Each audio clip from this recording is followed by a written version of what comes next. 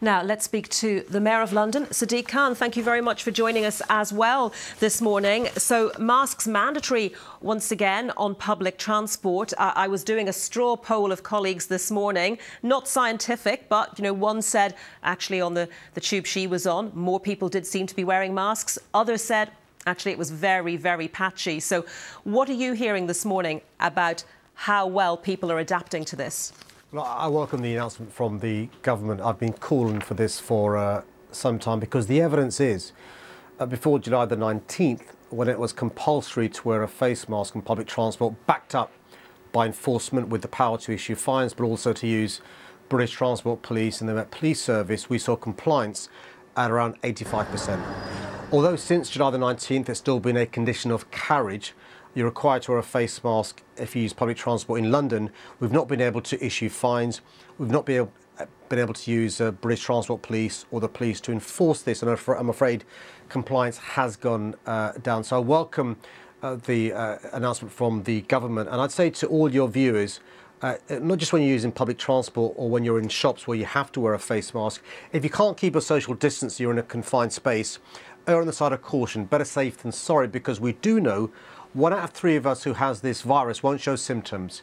One of the most unselfish things you can do is to wear a face mask because it reduces the chances of passing this on. And I'm expecting to see a big increase in uptick in compliance on public transport in London. How quickly will those fines start being issued if people don't comply? So, in other words, how tough is Transport for London going to be on enforcement?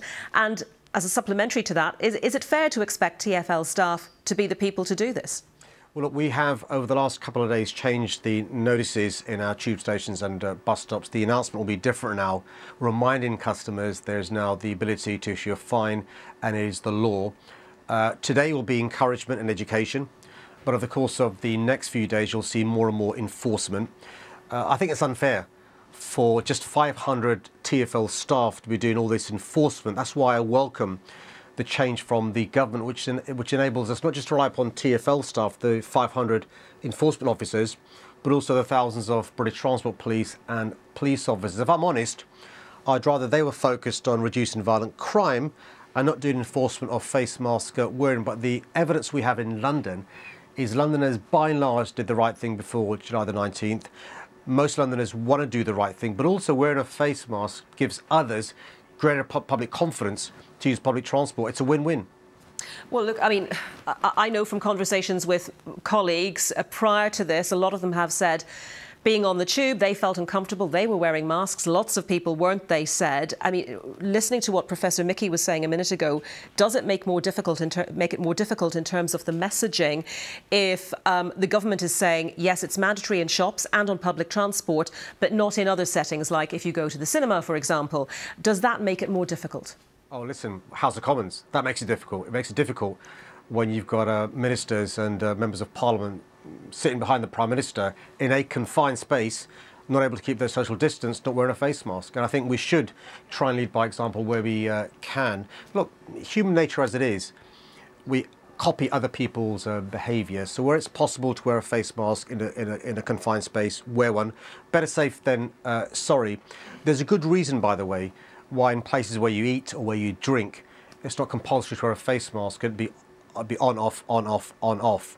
But if it's the case, you're standing, you're not drinking, and you can't keep your social distance, better safe than sorry, put on the face mask. Ultimately, you are relying on individuals, aren't you? You're relying on the individual's behaviour, because you can't possibly have enough people to patrol every single tube carriage to issue fines at a level where they are going to be a real deterrent. Oh, but listen, the British people are wonderful. When it comes to wearing a seatbelt in cars, not every single car has a police officer looking over to see whether somebody's wearing a seatbelt in the front seat and the back seat, or speeding on side roads. Look, now that we know the law is here, now that there's clarity, I suspect you'll see a big increase in compliance. My ask of the government, though, is let's not have a hokey-cokey when it comes to face mask wearing on public transport.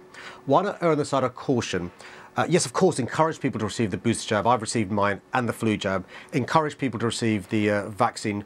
But also say, you know what, for the foreseeable future on public transport, we're going to have it compulsory to wear a face mask backed up by enforcement and the ability to issue a fine.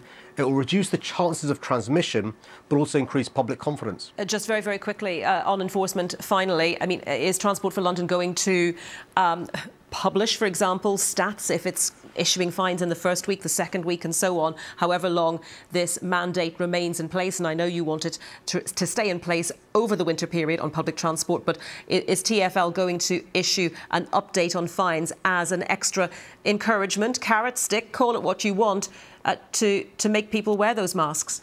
Absolutely. Before July the 19th, we issued almost 2,000 fines. We had 216,000 conversations with people asking them to leave public transport or not get on. Since July the 19th, we're talking about a few hundred. And that's why I think this rule change is really important. I'm hoping there is very little need to issue fines. I'm hoping there is very little need to ask people to leave public transport or refuse them entry. But if it's the case, people, after being asked to put on a face mask, don't, and stay in public transport, they'll receive a fine. Sadiq Khan, Mayor of London, thank you very much.